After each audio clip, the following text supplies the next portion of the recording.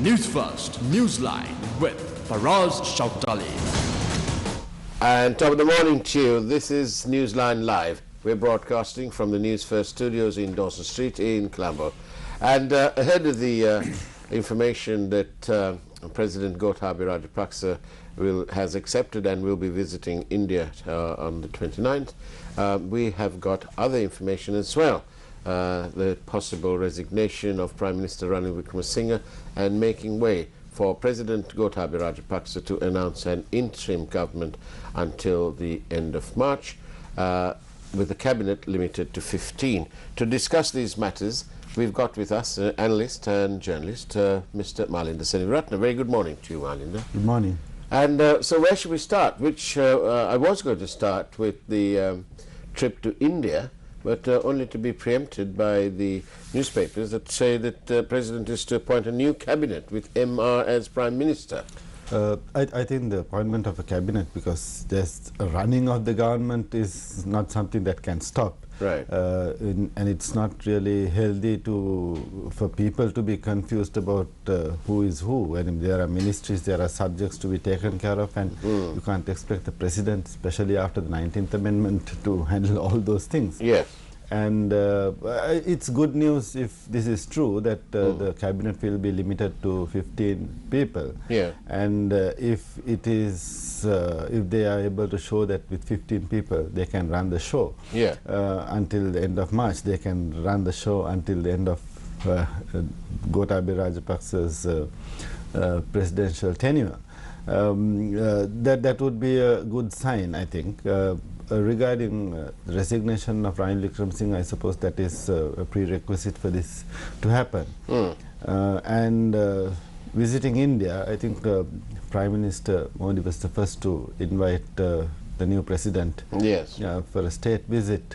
And I think it's an important moment, because India is our closest neighbor. Yes, indeed. Closest strong neighbor also. Yes.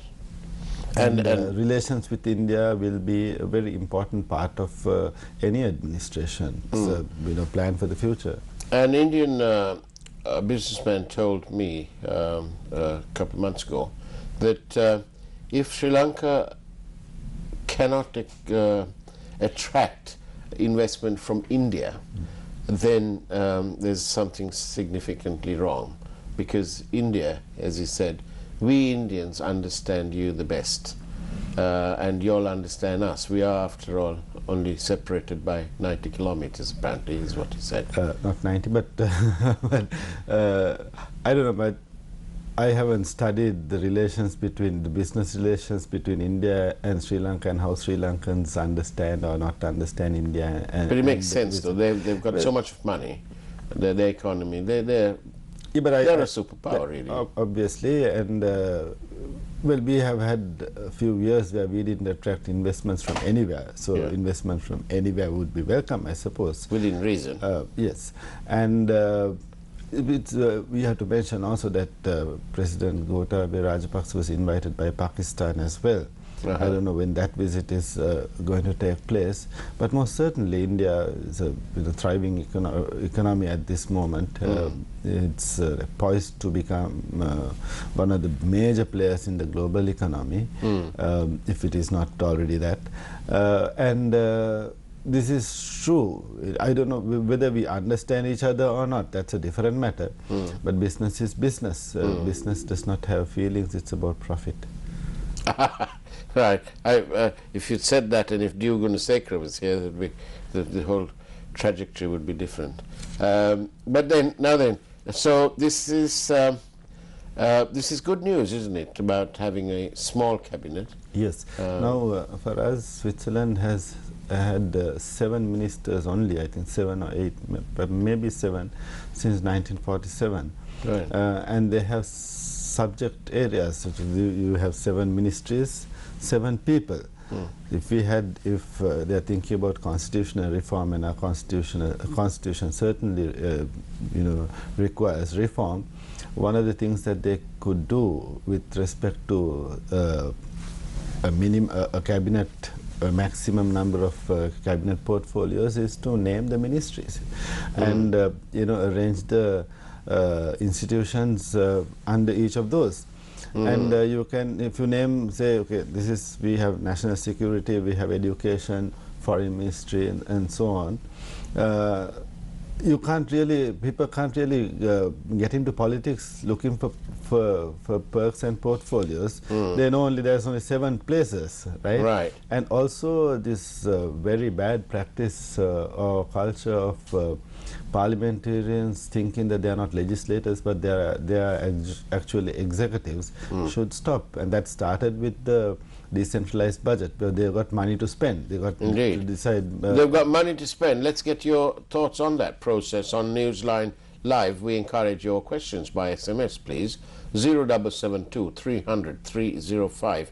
We are in conversation with Malinda Seniviratna, and card coming up on screen now.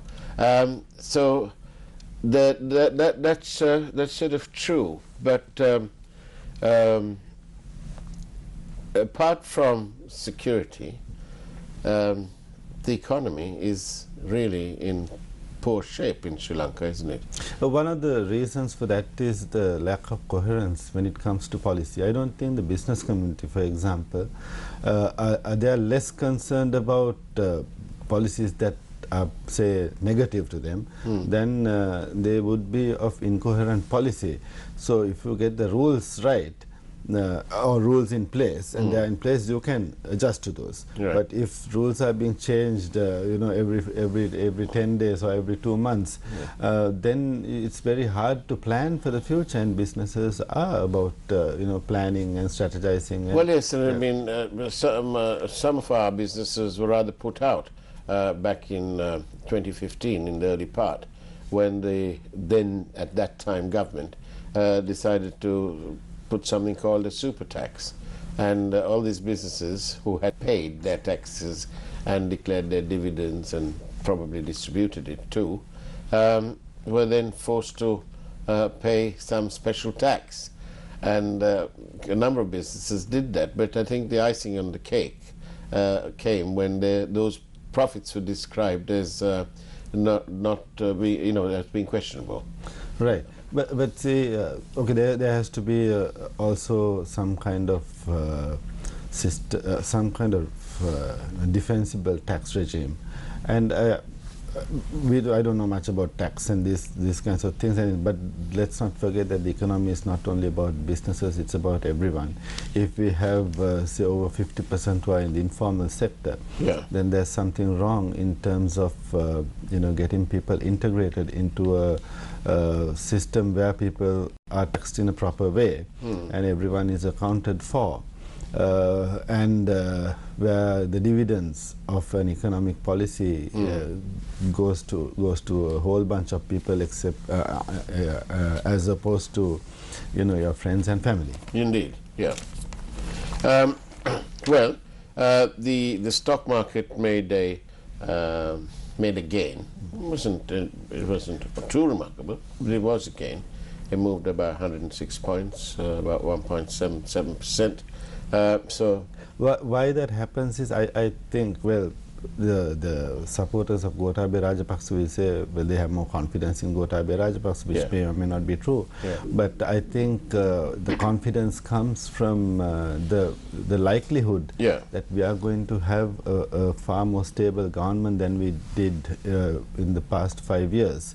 Because what we saw in this Yahapalana arrangement was two major parties which had been at each other's throats for 40 years, for more than 40 years, pulling in different directions, and they were focused on one-upmanship and all that, and less on the business of running a government, which is why in this way I made jokes about, forget Yahapalana, we are not having Palana, forget good governance, we are not having governance.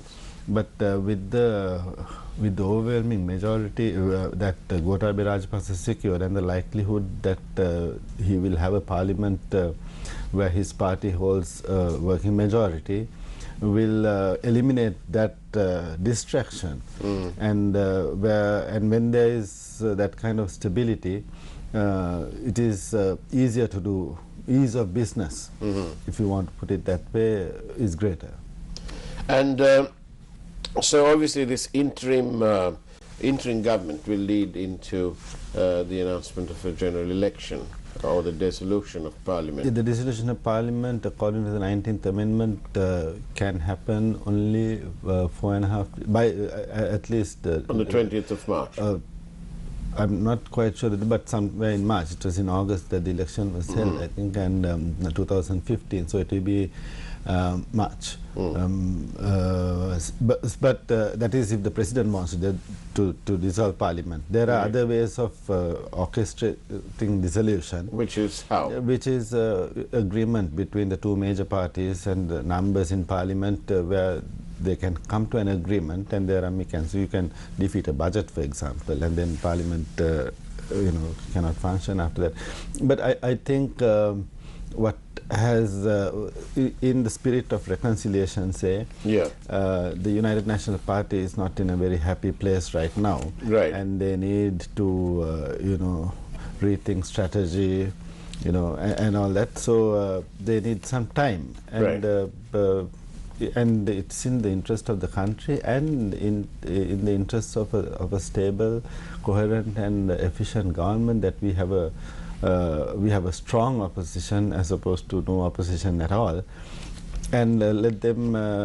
This gives the United National Party time to get their act together and go and face an election. If we were to have a snap election, I think the UNP will get wiped out. If you look at how the results went, because of the sort of the sort of gain that the winning president will have. Yes, and also it has demoralized the rank and file, the supporters. You say that, but Premadasa's campaign was approximately, say, 2 months, or it took such a long time for the UNP to announce him or to nominate his candidacy and so on. But if you look at those elections, the results, 30% became nearly 42%. Yeah, but then let us not forget that a large slice of that came from the north and east. That was the support extended to him by the TNA. Yes. If you whether the United National Party on its own can win those seats, it's questionable. If you remove that, what we see is less than 33% that that Sajid Premadasa got from the other parts of the country, and that is essentially a block vote. That is the block vote. So only the block vote voted for Sajid, and that's only about perhaps 1 point. He got 5.5, so about 1.3 million. Yes, but it's still, if you're talking percentages, 31 to 33% is not a huge amount, and it means that the floating vote did not go that way, and it also means that if you look at the results, that according to the PR system and the electoral system that we have, all the bonus seats will go to the Podujana Peramuna. So. And that will be how the majority will be made. But anything can happen. People can, who knows what kind of mistakes Gotabaya Rajapaksa will make. Who knows what kind of mistakes the United National Party could continue to make over the next few months. But that's left to be seen. Let the people decide that.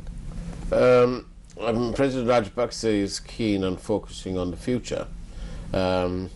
And the other point, of course, is that amongst those votes, if you look at it in another way, is that the minority communities, as you say, voted as a bloc with Mr. Premadasa. But the flip side of that is that the minority communities voted for somebody from the Sinhala majority. Yes, both candidates are, they could have voted for Sivajilinga. He got 400 votes. Yeah, more than that. 400 from the north. 13 million people in the country. Right. But then there are Tamils all over. There are other ways, Muslims all over the place. There are other ways of interpreting that because there were certain conditions which former Chief Minister Vigneswaran articulated, and what R. Sambandhan said, that Sajith is more likely to be sensitive to and deliver on these things.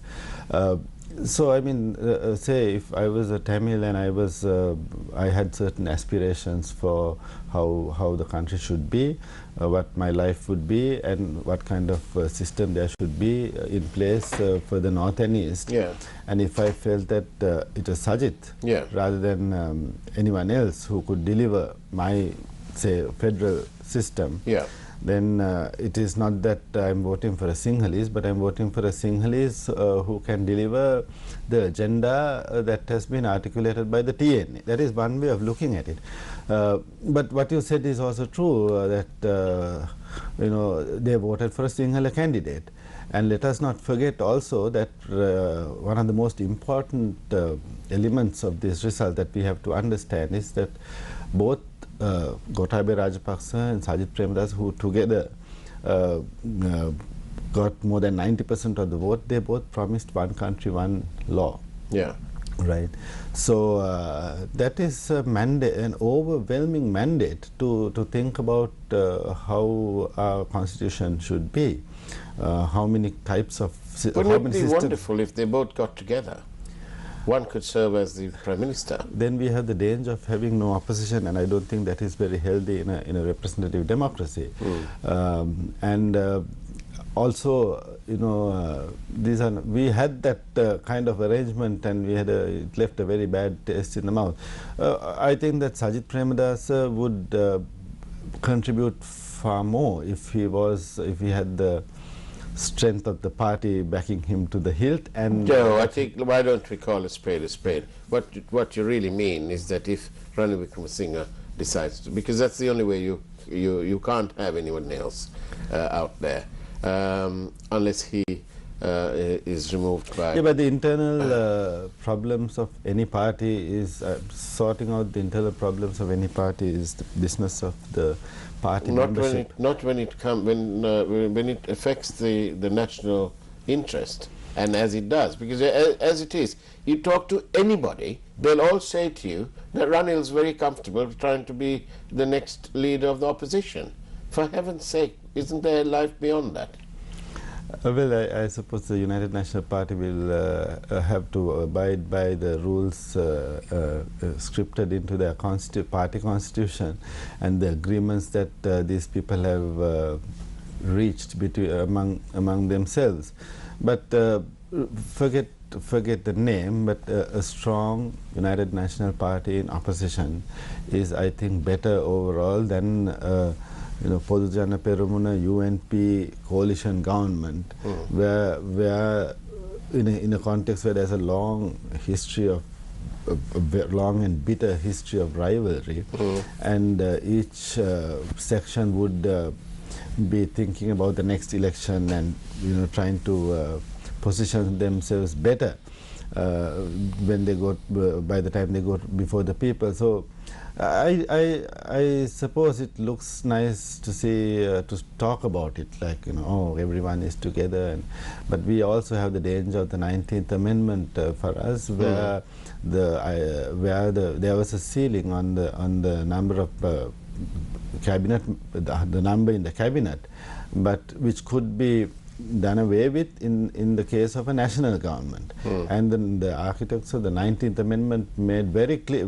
made very sure that the term national government was left undefined. So, which is how we all of a sudden... Well, it's defined but not defined specifically. It's not defined, it's mentioned, but say, okay, the common sense definition would be a national government, every party represented in parliament. As in all? As all, every single party, but since it is vague, one party can get hold of another party which has 2 or 3 seats in parliament, and they can come together, and I think Vijaydas,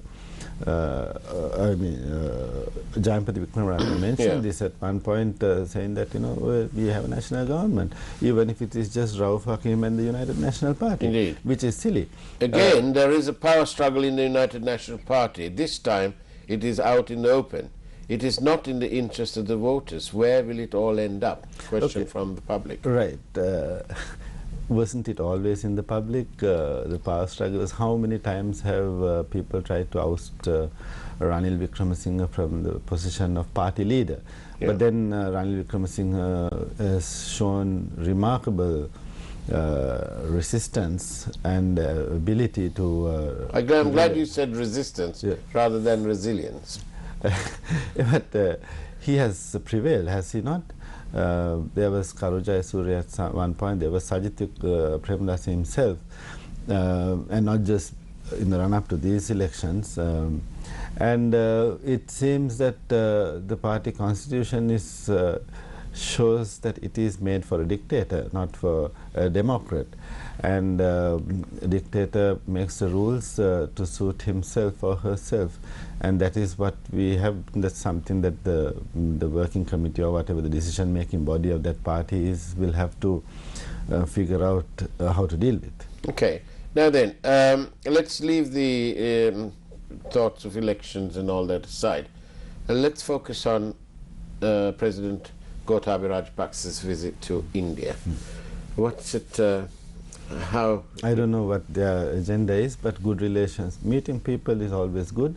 Yeah. And I think Prime Minister Modi is a very different kind of leader that India has, far more accommodating, Right. ready for dialogue rather than saying this is how things should be, this is what you should do, which they may have the ability to enforce, but that's not the way you deal with neighbors and friends. And one of the best things that India has done for Sri Lanka is not the 13th Amendment and the mess that caused, but the Suez area, the ambulance service, which is probably the best project that was implemented by the Yahapan regime. Efficient, and let us not forget it's not a private venture, but it was a public sector operation. And I heard that Harsha De Silva, who was handling that, had wanted it to come under President Gotabaya Rajapaksa when there's no one else to put anything under. But I would hope that the new president recognizes how important the important role played by those who ran the show and retain their services, because they are an asset to any administration, and that goes for all state institutions which were run efficiently. Regardless of who appointed whom or what their party loyalty may be, if they did a good job, it is in his interest and in the country's interest certainly to retain their services. And I think Gotabaya Rajapaksa has the intelligence to understand that we have a huge human resource problem, and we should not dismiss people just because they were appointed by, which is what the previous government and governments before that did. And this question comes from somebody who says they're in Kandy. I'm a chartered management accountant. My question is, as soon as Mr. Gotabaya was elected, rather than visiting India, he should focus on more urgent economic and policy reforms to the country as he promised in the mandate. If the start is like this, what is the future? Well, making laws is the business of Parliament, right? And that we are not ready for that yet. Right. He doesn't have the majority to do that. And it's not that he's going to like camp out in India, visit and have a ball there. He's going to meet the head of government and spend a few 2 hours and then return. And that is as important as this. India is not at the other end of the globe. It's like, Hop, step, and not quite a jump. Yeah, it's 22 kilometers or something. And with 1.5 hour, 2 hour flight, most I believe. And that is also an important element of governing this country. I mean, we are not an island in that sense of the word. And there are things to be looked after here, most certainly. And it's not that he has not done anything. And how long has he been in power? Like 48 hours, 72 hours? He has taken some very important steps to change the political culture. And in fact, the general culture of the country when it comes to things about governance, which may seem trivial, but which is an indication of where he is heading and how he is thinking. That it's work that matters, not the frills. You know, he's saying take off all the frills. He's certainly dressed for work. Well, we are a tropical country. Okay. Yeah, that's true. Yeah. I'm dressed for work, but you're in a, but the thing is, you are in an AC office most of the time, I guess. This is working today. Now then, the UNP constitution doesn't permit a Buddhist monk to contest elections. What does that? I'm sorry. I'm not fully conversant with the UNP constitution. Have you actually seen it? No, but we can see the effects of it, right? I don't think that any Buddhist monk has contested, but Reverend Athurali Ratana he came to Parliament through the national list of the United National Party. Yeah, isn't the business of government to facilitate business rather than to be in business? So things like, you know, Sri Lankan Airlines and so on would certainly be the better off. business of government is not just facilitating business, it's about improving the well-being of everyone. Yeah. And if business helps that, yes. If it does not, no. It's how you understand the state. And the state is not, has been blamed for being welfareist and subsidizing the poor and so on. But yeah. In this global system, we have to recognize the fact that states have subsidized capital, no end, capital interests. And sometimes it works, sometimes it does not. If a state corporation is making profits, why not? If it doesn't, then why should it But the continue? point is that some of this government money is being squandered willy-nilly. Let us not forget that you know, it's not that the private sector is squeaky clean. It is not that they don't cut corners and they don't bend the rules or bribe people. There are bribe takers, bribe givers. Yeah. And they are inefficient. How many businesses you know, go out of business every second? Yes, but in some instances, state banks, and this is well known, state banks give out loans without proper risk assessment, and you know, the people, it's the end of the day, it's the treasury that has to pump the money in to stop a bank collapsing. But one of the reasons is the politicization of the whole thing. Yeah. The public sector can be run really well, and I mentioned Suicide, but that's just one. But People's Bank is not like some hole or something through which everything goes out. It can be managed, if things are managed properly, it can turn out profits. If it's not, then same with the private. Why are CEOs changed? Why are CEOs sacked? These things happen. Why do shareholders make a noise? And there are shareholders in public institutions too, the people. And if the people can point things out, and governments are ready to correct course if things are going adrift. India seems to have beaten China. They've got their invitation out first. And so President Rajapaksa is going to India first. And it will be inevitable, I suppose, for him to go to China. Well, the friendship is not necessarily indicated by a visit. That's not the only way. No. Okay, I'm your friend. Yeah. But you don't visit, you didn't invite me to your house, but some ex-person invites me, who has never seen me, invites me. Yeah. That does not mean that he's a better friend than I you. know. But China you know the always optics are important. Yeah, yes, but China, as we all know, has been a friend of the Rajapaksa regime. Yeah. And I don't know what the relationship with Gotabaya Rajapaksa is, but one assumes that the relations with China will be much better than what the previous regime We owe had. them an awful lot of money, so we can't just be ignoring them. Yeah, of course, that's there also, but let us not forget that the previous regime, that the Yahapana regime from day one and before day one, before they got into power, they were bad-mouthing China to the point that it must have irked the Chinese. They wouldn't really mind someone just some small fry. But China sent its president for the opening of the Port City project, only for them to find out that the government put it on hold and then had to do a U-turn. The previous government got it all wrong. They banked on the West, and the West failed them. And when Brexit happened, all of a sudden this great economist Ranil Wickremesinghe said, we are going to look east. Didn't he know? I mean, where has he been looking? Who runs the world? Who owns the world's debt? Europe and North America, the debts are owned by China and Japan. So relations with China are very important, and I don't think that's lost on Gotabaya Rajapaksa. And those relations will probably be strengthened, and China has already said that we will have a better, closer engagement with the new regime. So let's see how that,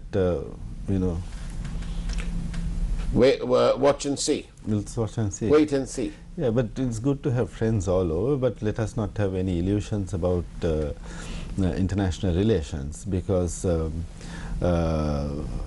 countries don't love countries. They say they love countries, but they're looking after their own interests, and you negotiate those. And sometimes you are you can negotiate from a position of strength. Sometimes you don't have the strength to negotiate, but that does not mean you just say, okay, you just submit, like the previous regime What did. was it Kennedy said about negotiating from strength, but not to be frightened of negotiating? What did he say? I think that's what he said, isn't it?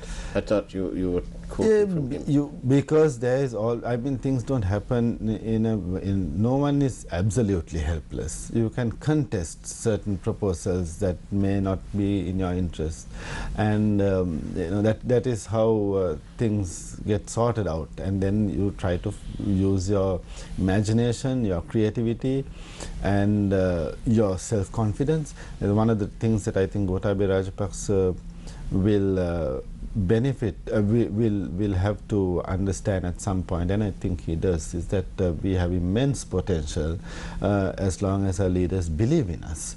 If the governments operate as though we are helpless, we are poor, we are idiots, and therefore we have to go to Washington, see what Washington has to give us.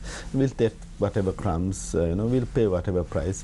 That kind of attitude doesn't serve any country, however poor. And certainly it won't serve Sri Lanka. Sri Lanka is not ready to take that kind of thing. Yeah, because it's not that we are helpless. We look at how our economy improved after the end of the war. It is not necessarily because of policy decisions, but because the field was cleared, and people it was sentiment. The people felt, okay, we can do something now, and that cuts across all segments like business, agriculture, you name it. So having confidence in the people to back you, having confidence in the people to think of this country as something that they belong to, and move from there. I think that's an important part of... How's your own sentiment now that the presidential elections happened? Well, I'm glad that it's done with. Let's see what they have to give us, what their You're policies approaching with trepidation, or are you buoyed? I am buoyed to the extent that we'll have a coherent government. Good. And that is a good thing. Wonderful. Malinda Seneviratne, thank you very much. And thank you very much for all your questions. I'm sorry I couldn't take too many of them today, but there you go. Enjoy the rest of your day. Watch out for the information, and do tune in to News First, and we'll bring you the news first, as and when, with various announcements scheduled to happen today in the political arena, including the resignation, the possible resignation of the incumbent Prime Minister. And what a day that will be. Take care and enjoy the news. It's not all doom and gloom, of course. There's always hope. Take care, have a great day, and of course, God bless.